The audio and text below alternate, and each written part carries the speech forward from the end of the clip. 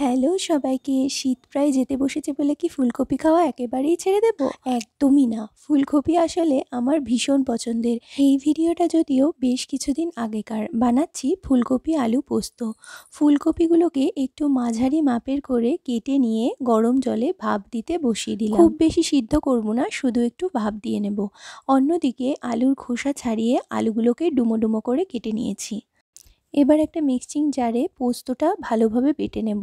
তার জন্য 3 চামচ মতো পোস্ত নিয়ে নিয়েছি আর নিয়েছি একটা কাঁচা লঙ্কা। কাঁচা লঙ্কাটা মাঝখান থেকে ফাটিয়ে এর মধ্যে দিয়ে দেব।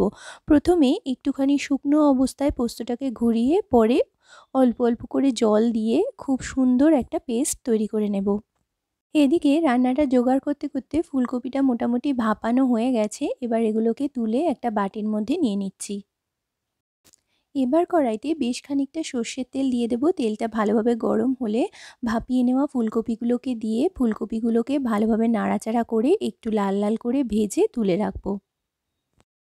ফুলকপি ভালোভাবে ভাজা হয়ে গেলে কড়াইতে দিয়ে দেব আরও খানিকটা সর্ষের তেল। তেলটা গরম হয়ে গেলে দিয়ে দেব ফোড়নে একটা গোটা শুকনো লঙ্কা আর কিছুটা পাঁচফোড়ন। পাঁচফোড়ন শুকনো লঙ্কা ভালোভাবে ভাজা হয়ে সুন্দর গন্ধ ছাড়লে ডুমো ডুমো করে কেটে রাখা আলুগুলোকে দিয়ে আলুগুলোকে খুব ভালোভাবে লাল লাল করে ভেজে নেব। ভাজতে ভাজতে আলুগুলো যাতে মোটামুটি হাফ সিদ্ধ মতো হয়ে যায় তাই জন্য ঢাকা দিয়ে কিছুক্ষণ ভেজে নিয়েছি। ভালোভাবে আলুগুলো ভাজা হয়ে গেলে বেটে রাখা পোস্তটা এর মধ্যে দিয়ে দেব।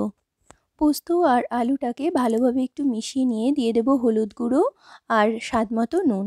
আবার ভালো করে কিছুক্ষণ মশলা আর সব কিছুকে কষিয়ে নেব। অল্প সামান্য একটু জলও অ্যাড করে দিয়েছি। কিছুক্ষণ কষিয়ে নেওয়ার পর ভেজে রাখা ফুলকপিগুলোকে দিয়ে আবার ভালো করে মশলার সাথে কষিয়ে নেব। ভালো করে কষিয়ে নিয়ে দিয়ে দেব পরিমাণ মতো জল আর কয়েকটা চেরা কাঁচা লঙ্কা। জলটা খুব বেশি অ্যাড করব না, কারণ তরকারিটা হবে একদমই গামাখা।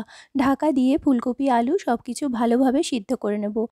সব ভালোভাবে সিদ্ধ হয়ে গেলে মিশিয়ে দেব একটুখানি স্বাদ মতো চিনি। ভালো করে মিশিয়ে ঝোলটা মোটামুটি একদম শুকিয়ে গা মাখা করে নিতে হবে। তাহলেই রেডি হয়ে যাবে ফুলকপি আলু পোস্ত।